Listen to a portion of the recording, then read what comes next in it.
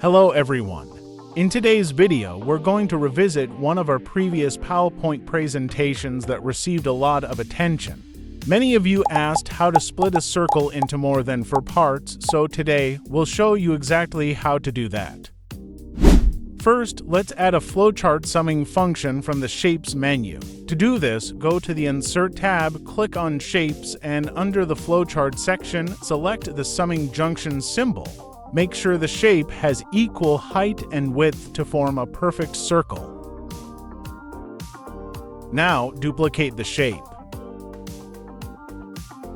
Then, for the duplicated shape, remove the fill by selecting it, going to Shape Fill, and choosing No Fill. This will allow us to use it as a guide for dividing the circle. Next, rotate the duplicated shape to create the desired split. Position it carefully to align with how you want the circle to be divided. In the same way, you can continue duplicating and rotating the shape to create a circle divided into as many parts as you need.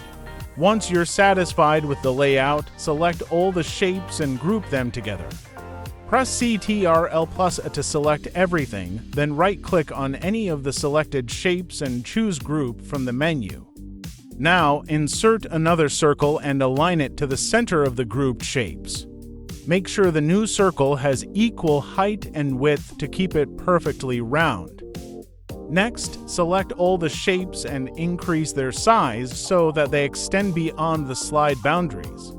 Then, move the group to the left so that only half of the shape is visible on the slide.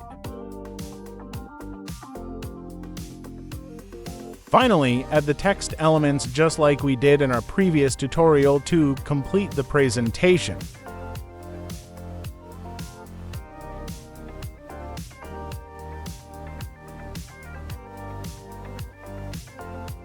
Again, select all and group them.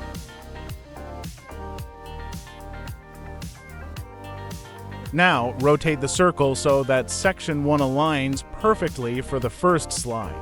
Next, duplicate the current slide, then rotate the circle to highlight section 2. Repeat these steps for each additional section to complete the entire presentation. Finally, select all the slides and apply the morph transition to create smooth and seamless animations throughout your presentation.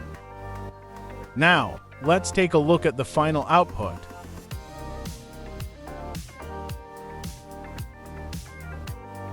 Thanks for watching. Subscribe for more videos.